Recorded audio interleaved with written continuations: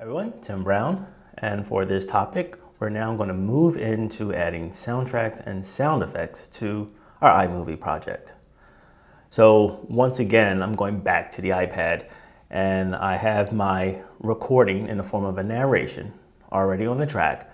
I'm now going to add a soundtrack in addition to the recording. So I'm going to go to the plus symbol, and I'm going to go to soundtracks. And I'm going to go ahead and bring in one of those soundtracks to the timeline like so.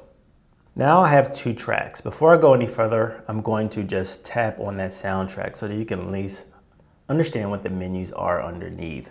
So if I go to the far left, you have the actions tool. It looks like a scissor tool.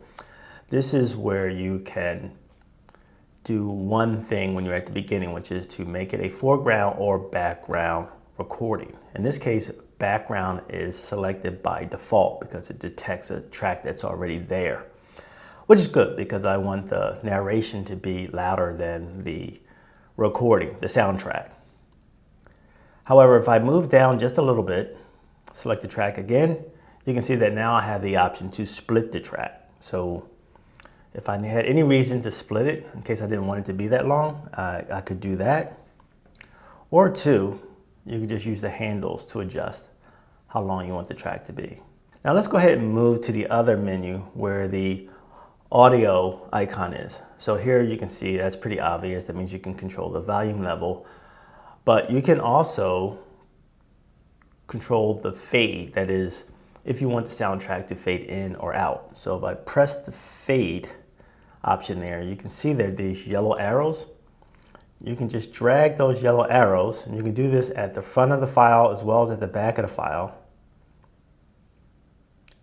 And this will cause the soundtrack to fade in and fade out. Now let's go ahead and add a sound effect. So I'm going to go back to the plus symbol again.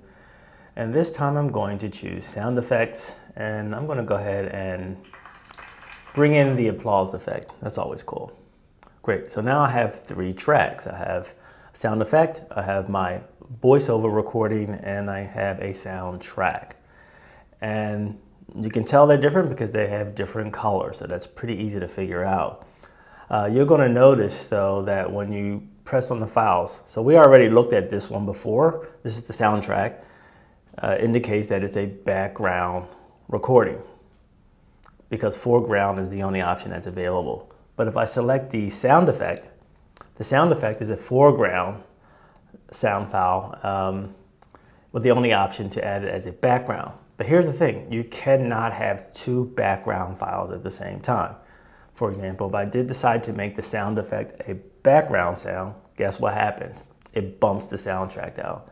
So you cannot do both at the same time as background sounds if you want another recording to be the foreground, in that case the voiceover, right? So what you want to do is play around with the track. So one thing you can do with audio files is you can move them around. So in this case, I will probably want the applause to come in first and have my narration come in a little later, right? So I'm going to press and hold on the narration and just kind of move it up the timeline a bit, like so.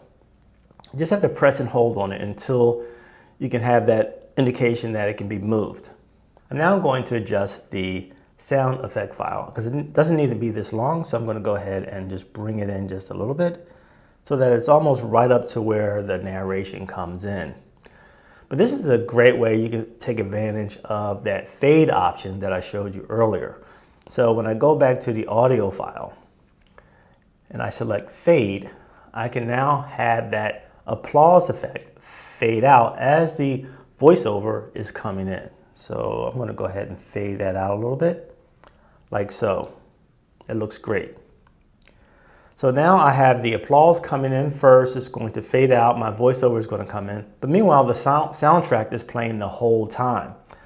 But what's really cool is that the soundtrack, because it's the designated background track, it will actually lower in volume while the voice recording is playing, and then it will pick back up when it ends. So let's go ahead and play the whole thing back. I took this photo during a trip to Florence, Italy in 2006.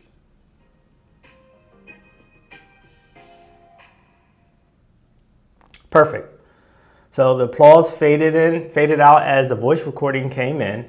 All of a sudden the soundtrack went almost silent. And then when the voiceover ended, the soundtrack all of a sudden came back up again.